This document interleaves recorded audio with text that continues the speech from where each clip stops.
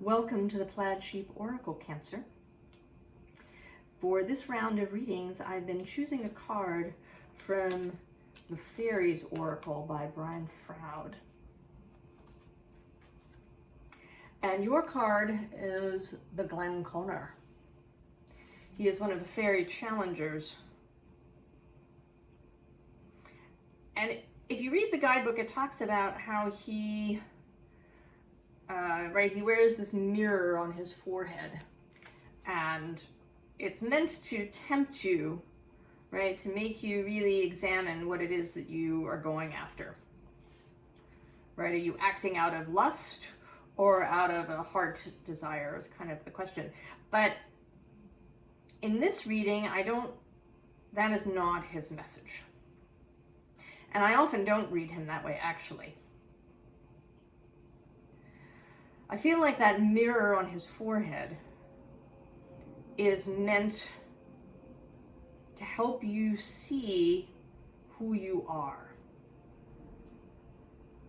in your totality. And that fits in with the theme that's been happening through these readings of getting out of whatever label box you are in. And every sign has them, right? Every sign has, sort of keywords, right? You can look up in, Cancer's moon and mother and nurturing. And this is all, right? This is true, right? The moon is your steersman, your guide. And where your moon lies in your chart, will influence, right, how your cancerness is perhaps expressed in the world. But Cancer is much more than just these few keywords. Cancer is a cardinal sign, right, an initiator. Cancer is the well, right? And wells are magical places full of healing, as well as information, right? Mimir's well in Norse mythology is a place of mystery. Odin receives mysterious and magical information through Mimir's well. He gives up his eye in trade and receives, right, so he gives up an eye, which seems like a lot to give up, but he ends up with his two ravens who go and see things all, through all the realms. So he isn't blinded by this. He's actually sees more. So, right, wells are magical places. There is enormous depth to Cancer, as there is to all the water signs. The crab lives in the intertidal zone where the waves shift the water in and out. Right? Cancer feels that shifting of emotion.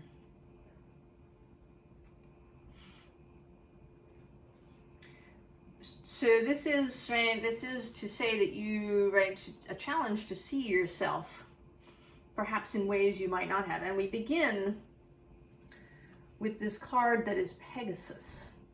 Now I'm actually going to read the whole back of the card to you. I hope you'll bear with me, because the card is actually labeled Medusa. When Medusa was slain, the winged horse Pegasus sprang from her blood. The Greeks portrayed Medusa as a horrifying gorgon, an ugly woman with snakes for hair. Anyone who looked at her face was turned to stone. Yet her name has the same root as medicine and measure, and derives from a Greek word meaning to protect, to rule over. Medusa is a moon goddess, the triple-headed Greek goddess in her death aspect. She is associated with blood, so to meet her is to meet the mysteries of moon blood or menstrual blood, sacred and terrible in many mythologies, the source of life. Medusa is serpent energy, enlivening, terrifying, impersonal.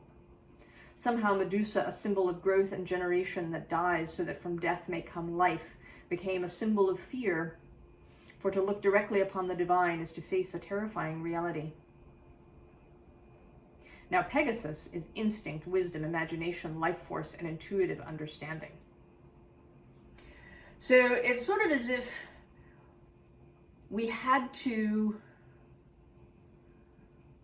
create a prettier image.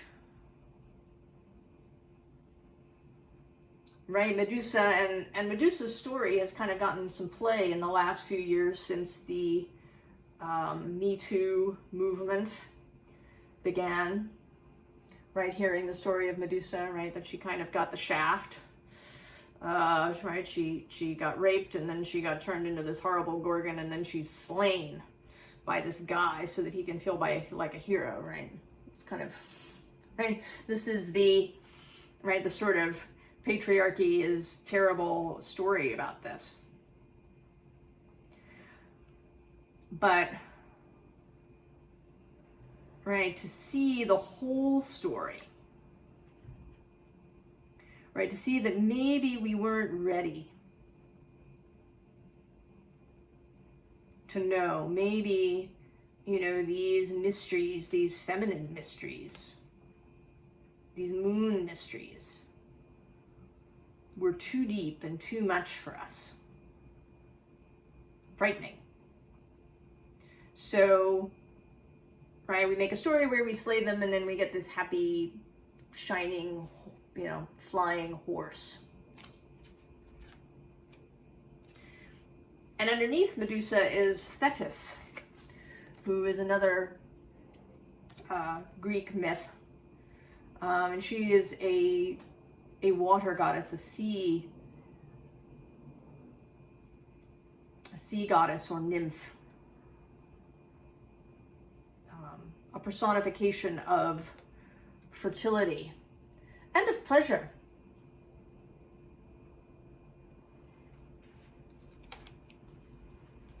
So, you know, I feel as if we've tamed Cancer, just kind of like we tamed Capricorn. Right? This is the next card coming out, the goat. Right? We turned the goat into this sort of nice, hardworking, organized, responsible character. When there's this whole other aspect, right, that shows up as Pan and Satyr, right? The goat as fertility, as sexuality, as libido, as priapic.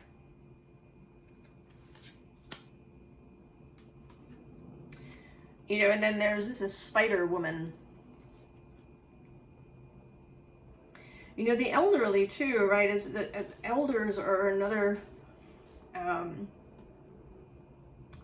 character. The elder is another character who's been demoted, right? Who's been turned into something else, right? Either they're invisible, right? Often you will hear people who are elders talk about how they feel invisible, right? You reach a certain age and suddenly you're no longer there, right? You're not in the demographic. Or, you know, we think of them as cute, right? You can go online and find, you know, videos of, you know, perhaps older people dancing or doing other, you know, kind of fun things. And there's all these comments, you know, about how cute it is. But, you know, Spider-Woman is awesome. Right? The crone aspect, Hecate. You know, the wild old man. There is deep strength and magic in the elder.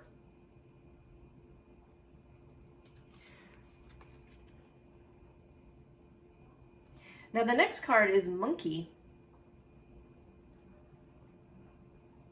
And I feel as if he is here to, you know, as a kind of trickster energy. He wants us to see that these stereotypes, these stories, these boxes that we have created in order to make things less scary for us. For everything to feel safer. You know, right? Like we light up the night, we put street lights up, right? We want things to be safe. And I think Cancer in particular, right, can be seen as a safe sort of sign, right? Motherly, nurturing, home, you know, a place of safety. And this is certainly an aspect of Cancer. But, you know, water is powerful.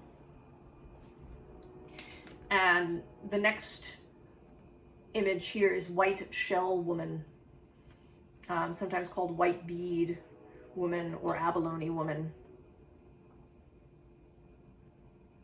And she is a deity of the Navajo Dune people. Fertility. A Navajo chant says, all things around me are restored in beauty. Right? To walk in beauty. It is because of White Shell Woman that this is so. And it is because of her teachings that we can experience the exquisite harmony that comes from being alive on this beautiful earth. So there is a great deal more, right, to water and to the moon. And next we have the scarab. Now the scarab is more associated with sun, right? In Egyptian mythology, the dung beetle sort of rolls the sun over the horizon. But the scarab is also deeply magical and about cycles, about the movement of celestial bodies, right? About death and rebirth.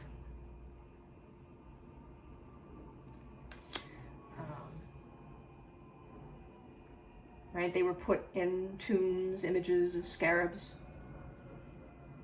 to aid in the resurrection.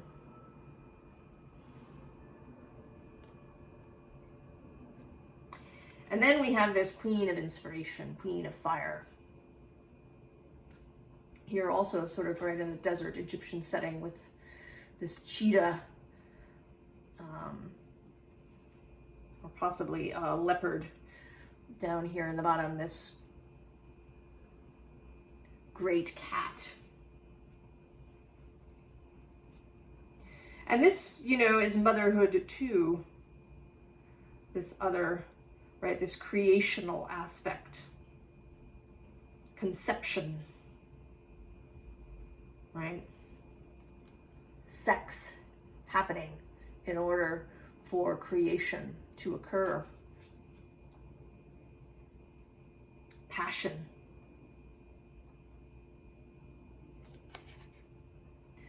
You know, have you maybe been dampening your passion? Have you been burying it perhaps? You know, here in this is right, the 10 of Emotions card, the 10 of Cups. But there's a lot of red. Right, this is not, you know, there's this sort of sea water thing going down here, but this is, you know, this image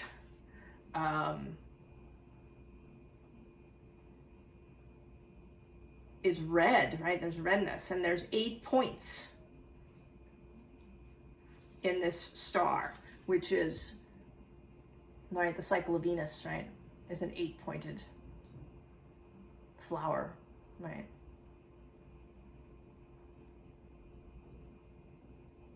All right, Venus, love. All right, Venus in Cancer is nurturing, but I think that she is also, you know, deep and passionate and magical and intuitive.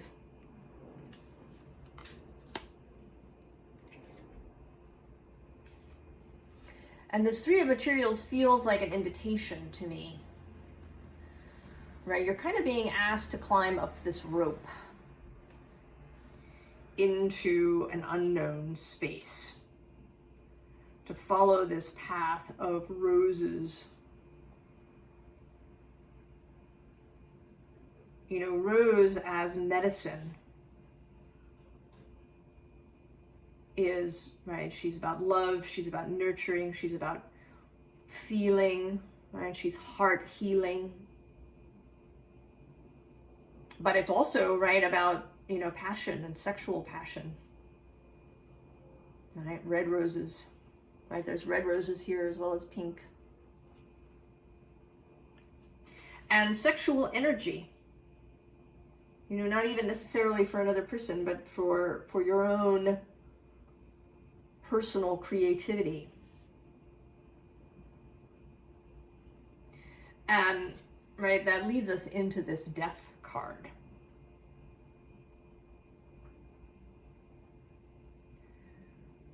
This transformation that you are being invited into.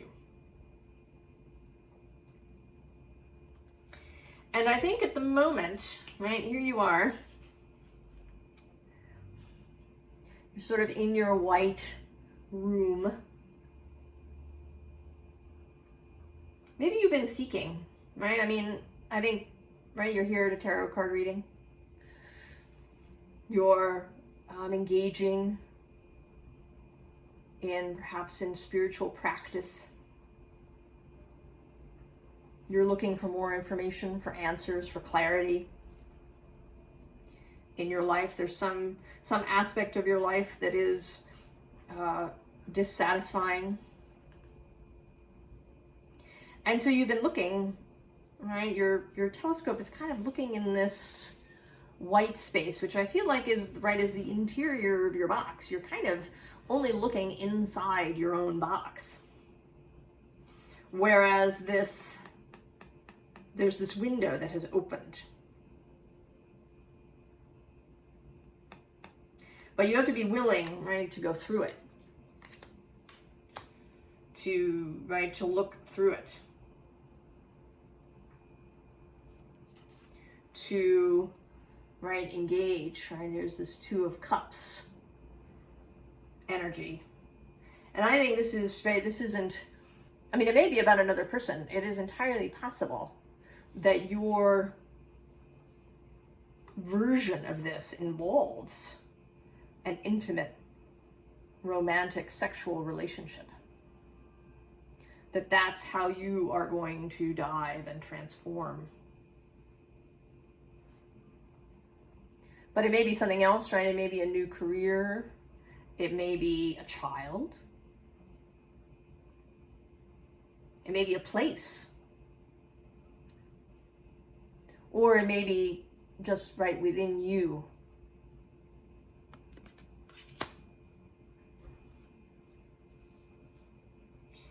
So this is, right, we get this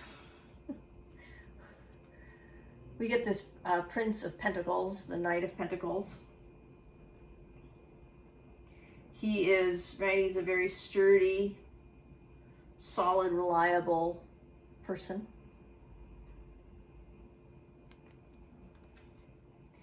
And he has this pentacle, but he's not going to be rushed. So this process, Cancer, right, of finding, right, new ground to stand on, finding a new way of life, right? The Knight of Pentacles is often seen as Virgo, and I think he is appearing that way here, right? Virgo is kind of, right, our devotion, our daily process, what we do just on a day-to-day basis, right? Because how we spend our days is how we spend our life, yeah.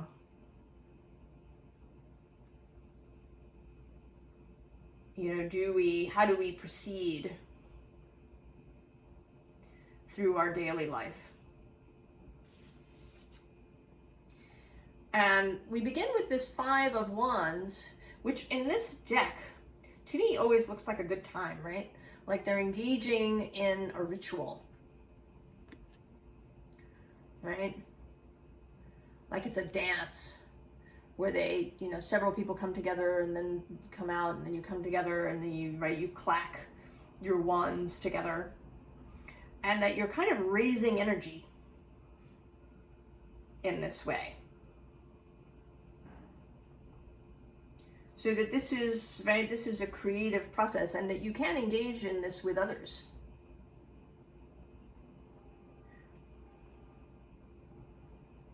That you may, in fact, be moving into a space where you're engaging in this work with others.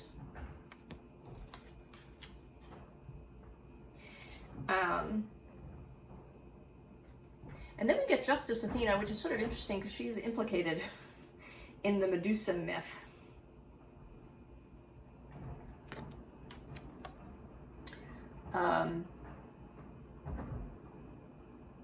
But here, right here, as Justice.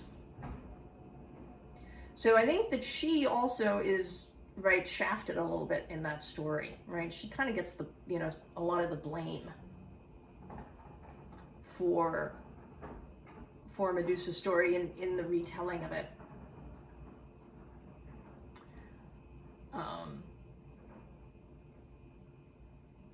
And so they're, right, again, kind of, right, wanting to look at things differently.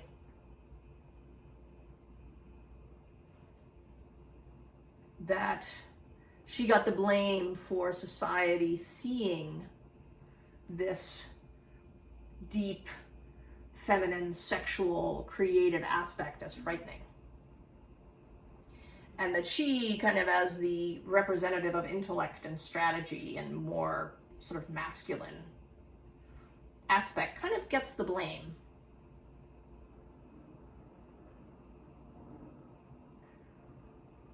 But here, you know, this Athena is a little different, right? She's not in armor, as she's often depicted. She is in this dress. And she's spinning, right? She has a spinning wheel and a distaff and her owl of wisdom. This is a different Athena, right? This is intellect in the service of creation.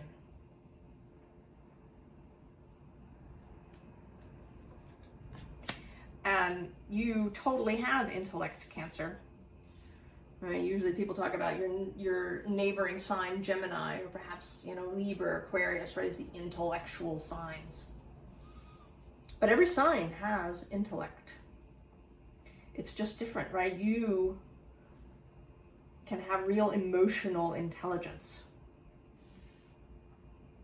Intelligence about what you wish to create. Nine of Pentacles.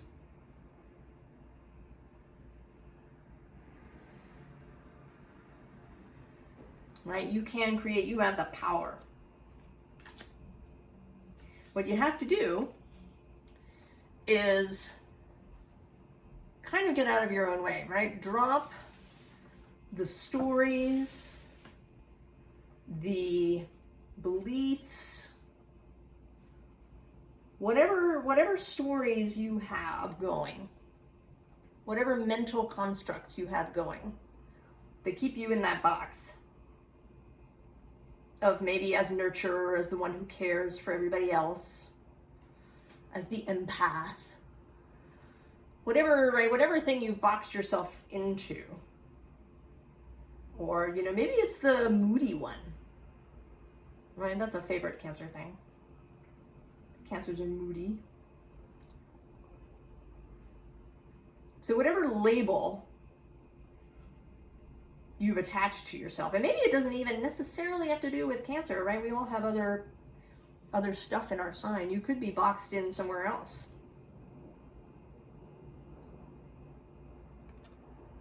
To drop that stuff. To lose those labels. And that leads, right, to magic. This is Isis.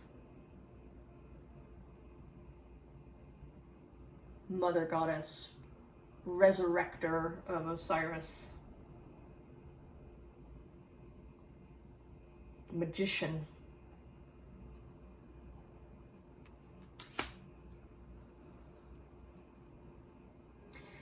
And these last two sort of pre advice cards. One is the unicorn. Right? How fun is that? And under that, the dolphin.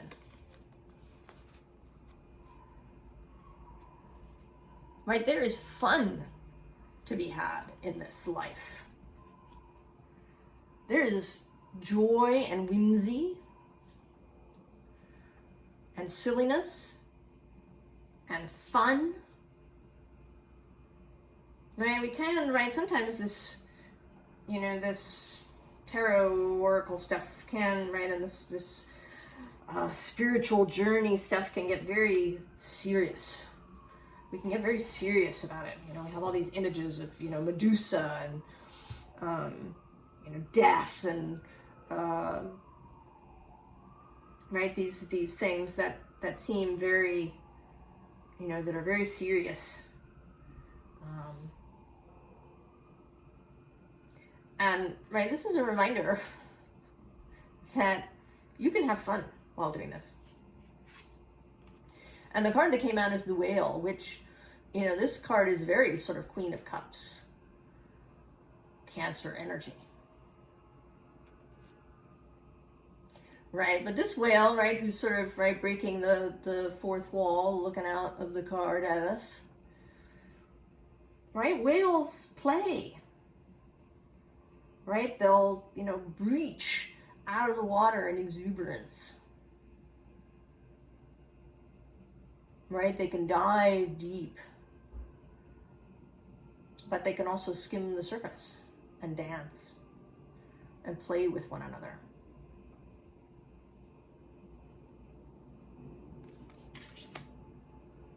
Right, Cancer can be playful. So on the advice front, we start with the Sun as the underline. And under that we have this Five of Pentacles. And Cancer can, right, because of this kind of moon, home energy that Cancer has. One of the places that Cancer can get tripped up is through really needing to feel secure. And how do you do that when external security, right, isn't, you know, that's not a sure thing. You know, you could have, you know, $1 billion today, but something could go, you know, the stock market crashes or whatever, and, you know, you don't, right, you lose it all. So external security is, right, that's the shifting water moving back and forth in the intertidal zone. So as the crab, right, you could bury yourself completely and just stick there. But of course, if you do that, right, you'll starve to death. The crab needs to come out, right, to get food and to make more little crabs.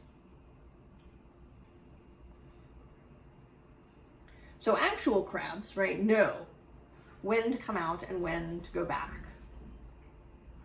So this security doesn't come through specifically material things.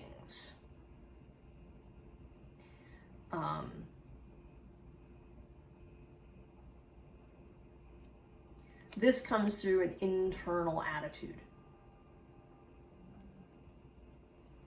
Right, knowing that you yourself, right, your heart, your internal self, your compass, your inner being, your connection to spirit, this is where security lies. is, right, standing on your own, right, on your own skills, your own magic. And that comes through right here in this Page of Cups. And this magic isn't accessed through hard labor, but through heart-centeredness and, you know, a willingness to see the world as a wondrous and friendly place. To change your perspective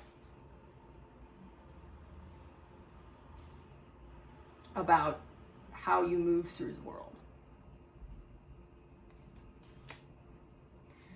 To access, right, solid ground through your own sovereignty, through your own understanding of as above, so below, and as within, so without.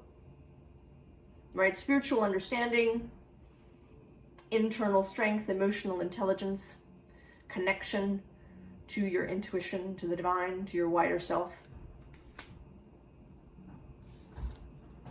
Right? That's the way to go forward, right? And also to be willing, right, to make this mental journey.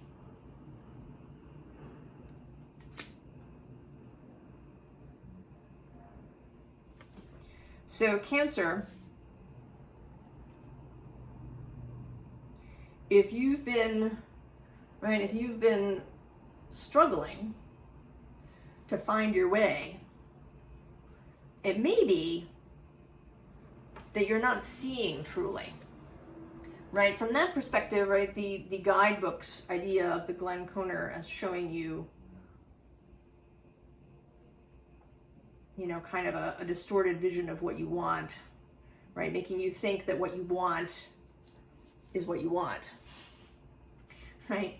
That maybe you have this, right, this idea that you, I don't know, you need X, Y, and Z, you need, maybe you need the house and the white picket fence, maybe you need, you know, to be CEO of something, maybe you need,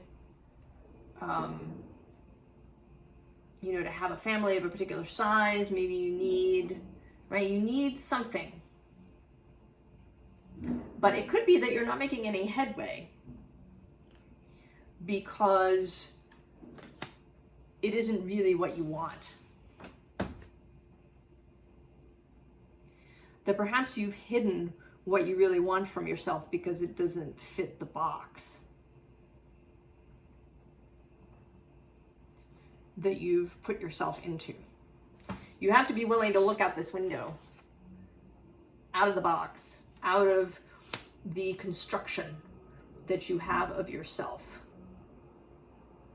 before you can see clearly, right? You can't progress and feel better if you're going down a false path, right? If you're striving for something that isn't what your heart really wants. Now, I do want to say here that nothing, right? Nothing is ever wasted, right? You have learned a lot, had experiences as you've traveled the path that you're on. And then maybe previously you weren't ready, right? As maybe we weren't ready as a culture. And so we made Pegasus because we couldn't cope with Medusa. But maybe now you are ready to see yourself differently and choose a new direction for yourself. And to do it with, right, with fun. I mean, right, he's here for fun too, the monkey, right? Monkeys are fun.